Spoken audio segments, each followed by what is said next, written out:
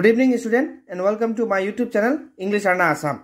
Aji এই ভিডিওত তোমালোকৰ লগত এটা আপডেট লৈ আহিছো Assam Higher Secondary Education Councilৰ ফালৰ পৰা যি সকলে